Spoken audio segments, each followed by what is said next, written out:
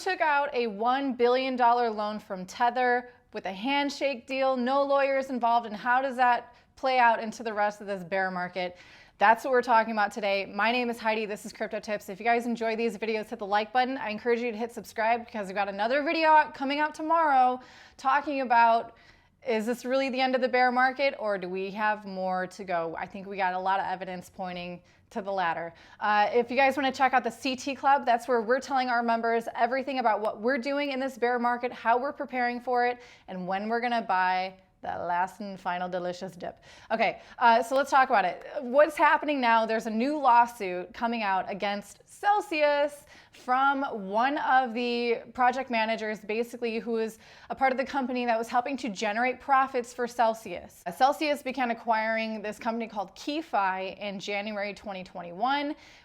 By February 2021, these guys were suspicious of how Celsius was protecting their users' funds. Number one, Celsius created these wallets to deposit users' funds into, and this profit-generating company would use those funds to generate profits with liquidity pools or staking. Celsius gave the private keys to these addresses to this outside party.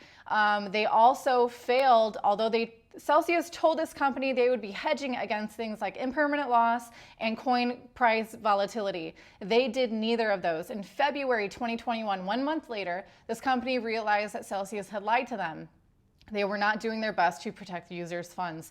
This company was uncomfortable with that situation, so they started undoing their activities with DeFi. They started withdrawing from these liquidity pools and incurring impermanent loss, which Celsius did not prepare for or protect their users' funds from, so they took a hit.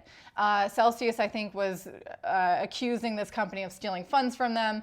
But regardless, is that Celsius still was like bleeding, hemorrhaging their user funds, all the while they're still advertising higher interest rates. They're encouraging people to make more deposits. This lawsuit is alleging, putting it out there, that Celsius was operating as a Ponzi scheme because they didn't have the funds to honor the withdrawals, yet they kept encouraging more new money to come in to cover those withdrawals.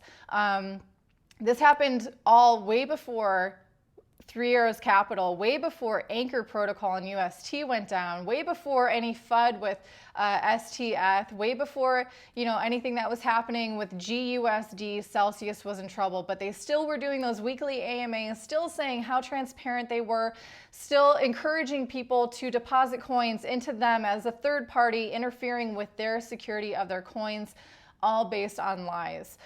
This is what Toby and I were talking about when a month before they halted withdrawals. We warned Toby, God bless Toby, he warned you guys a month before Celsius halted withdrawals. We got a ton of hate. We're still getting a ton of hate. A lot of people are claiming that because of people like us warning people to get their coins off of these centralized finance, centralized lending platforms, that we're the reason we caused the bank run. Celsius isn't a bank though, right? Because they're not the banks, but they're calling it a bank run. I roll there. Anyway, so they were in trouble far before any of us, unfortunately, knew it. But what's really talking about, what I talked about in this intro, is Celsius took out a $1 billion loan from Tether. Now, Celsius is insolvent. They are having to pay 5 to 7% on that loan. Where is that money coming from? How does that affect Tether and Tether's balance sheets now that they have a loan from Celsius that is insolvent? How does that affect what is backing Tether? These are all questions, and it's FUD from Tether.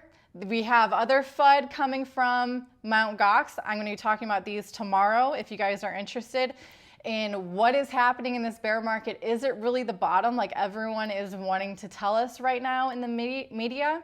I'm going to cover that in tomorrow's video. Hit subscribe, hit like. I'll see you tomorrow. Bye, guys.